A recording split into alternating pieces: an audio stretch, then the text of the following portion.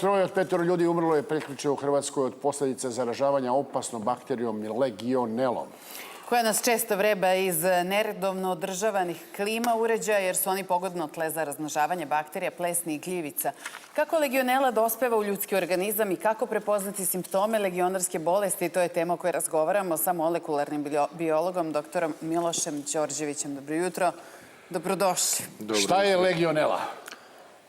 Legionela je jedna vrsta bakterija. Zvuči ovako čak i umiljato, ali šalim se, naravno. Ne zvuči umiljato, sam naziv legionarska bolest je dobila zato što je prvi put detektovana u jednom hotelu u Americi 1970 i neke, gde se preko 200 američkih legionara zarazilo ovom bakterijom, pa je odatle simbolično i potekao naziv. Inače je bakterija jako opasna, nalazi se i u slabo održavanim ventilacionim kanalima, klima sistemima, naročito onim koji koriste vodeni sistem hlađenja, a inače se dosta prenosi i preko vode, što je konkretno slučaj sad u Hrvatskoj, što se desi. Kako je dospela do nas? Cecu, izvini, najnovija vest. Haos u Podgorici, eksplodirala bomba, ima mrtvih. Jedna osoba poginula je, a više povređeno. Jutro su eksploziji bombe u Podgorici, nekoliko od tamošnjeg sportskog centra.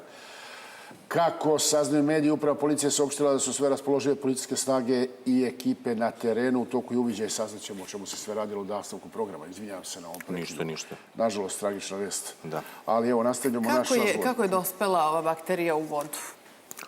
Po izveštajima koje možemo da čitamo u medijima, još uvek nije najjasnije kako je dospela u vodu, ali pretpostavka je da je to posledica neadekvatnog održavanja sistema. Sad, u ovom slučaju konkretno se radilo o vodenom, odnosno o bazenu vode odakle se snabdeva bolnica za tuširanje, pijaća voda i ostale tekuće stvari, i to i jeste ovde konkretno slučaj. Mi smo imali jedan slučaj, uspešno je završeno lečenje, ovde imamo 3 smrtna ishoda.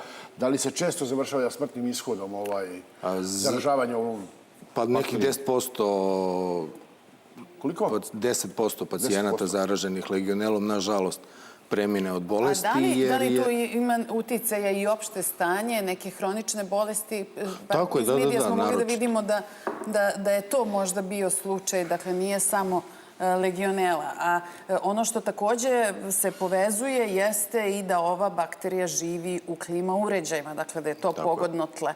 Kako da znamo da nam je sve u redu kada je reč o našim klimama? Kako da mi očistimo vazduh, pre svega, koji imamo u našem okruženju? Preventiva je ključ svega. Ovo je klasičan primer bolničke infekcije. Ljudi koji su došli u klinički centar iz nekih drugih potreba zakačili, narodski rečeno, legionelu za vreme boravka u bolnici i, nažalost, kod ova 3 pacijenata koji su već imali ozbiljnu osnovnu bolest i imali su ozbiljno stanje, nažalost je došlo do smrtnog slučaja. Što se tiče klima uređaja, jako je bitno da se redovno čiste, da li se radi o kućnim uređajima, da li se radi o velikim sistemima, u bolnicama, u velikim zgradama.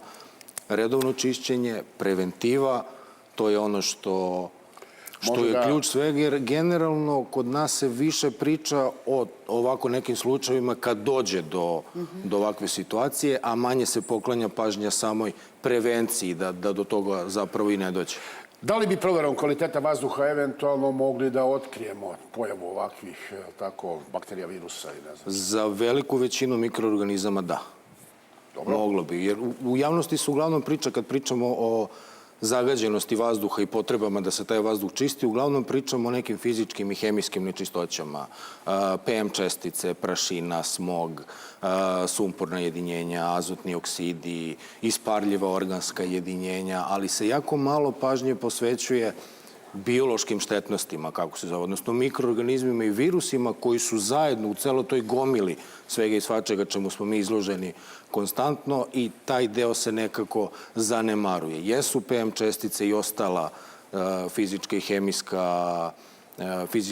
hemijske nečistoće u vazduhu štetne po ljudsko zdravlje i na kraće i naročito na duže staze, ali virusi i mikroorganizmi mogu instant da dovedu do bolesti ili, nažalost, i do teških Isto znači slučajeva. brzo, veoma brzo. Veoma brzo, tako. Kako ih neutralisati, na koji način ih otkriti, kako se rešiti njih? Aspiratori mogu da pokažu kvalitet vazduha, da li mogu oni da otkriju prisustvo tih nekih virusa i bakterija? Što se virusa i bakterije tiče, ne. Nažalost, ne postoji ni jedan uređaj koji u datom trenutku može da kaže sad u ovom trenutku u ovoj prostoriji ima toliko i toliko virusnih čestica, bakterijskih čestica. A šta možemo da uradimo? Kako da se negde obezbedimo da ih nema oko nas? Ima dosta dostupnih tehnologija koje su efikasne u prečišćavanju, ili mikrobiološkom prečišćavanju ili dekontaminaciji vazduha. Ne znam da li znate, ali od pre par meseci, negde možda blizu godinu dana, je počela proizvodnja jedne inovativne tehnologije u našoj zemlji po inostranom patentu koja naučno dokazano uništava sve vrste virusa i mikroorganizama. To je srpski proizvod. Srpski proizvod, tako je. U kom procentu uništava te vrste mikroorganizama? 99,99%. Blizu 100. Ne može da se kaže da uništava blizu 100%, jer ne postoji... On nije samo prečišćivač vazduha sa onim filterima, da ne reklamiramo ništa, nego ima neki drugi način funkcionisanja. Šta je to? Da, to je potpuno drugi vid tehnologije, drugi vid prečišćavanja vazduha. U pitanju je jako električno polje, odnosno struja je ta koja u te tehnologiji ubija viruse i mikroorganizme bez mogućnosti da zaostane nešto živo, štetno, što bi moglo dalje da šteti ljudima. Kako se meri efikasnost tog proizvoda? To je sad srpski proizvod, naš, dakle. Srpski proizvod. Kako mu se meri efikasnost? Jeste imali priliku da vidite to? Jesam, susretao sam se sa tehnologijom i sa načinima na koji je moguće dokazati tehnologiju. Jednostavno uzme se uzorak vazduha iz prostorije pre nego što se uključi uređaj u prostoru da radi, ostavi se taj uređaj određeno vreme da radi u prostoriji, u zatvorenoj prostoriji naravno, posle toga se opet uzme vazduh, mikrobiološki uzorak vazduha se uzima i onda se jednostavno pravi poređenje šta je bilo u vazduhu pre, a šta posle tehnologije. Nije loše. Pa dobro, zvuči. Zainteresovani smo da pogledamo i da mi vidimo efekte, što se kaže. Da vidimo kako to izgleda. Sa zadovoljstvom ću vam detaljnije objasniti posle emisije. Dobro, znamo da postoji, pa neka vas pronađu, pa nek pitaju šta je to, a da mi ne bi reklamirali. A ono što moram vas da pitam, koje su još sad opasnosti od zaražavanja ovim letnjim vrućim danima? Mnogo toga postoji. Salmonela. Kao prva. Broj 1. Tu je naravno legionarska bolest, jer se ona pored klima ovih ventilacionih kanala često u ovim letnjim periodima može naći na bazenima, kupalištima, jer se ona i generalno prenosi ne sa čoveka na čoveka, kaplično kao virus i kao korona, o čemu smo slušali zadnjih par godina, nego kroz kapljice vode koji u sebi nose bakteriju. To je najčešći način zaražavanja. I sad, da li, kada govorimo o tim kupalištima javnim, da li se vodi briga o uništavanju? Da li ta hemija koja se koristi može da bude dovoljno efikasna da uništi sve te bakterije? Ukoliko se reaguje u pravo vreme, verujem da da. I verujem da su sva ta javna kupališta i obezbeđena i da se vodi računa i o mikrobiološkom kvalitetu vode, ne samo o fizičkom i hemijskom. Kako da, u stvari, mi ne možemo da prepoznamo salmonelu, ali tako? Kako da se od toga zaštitimo?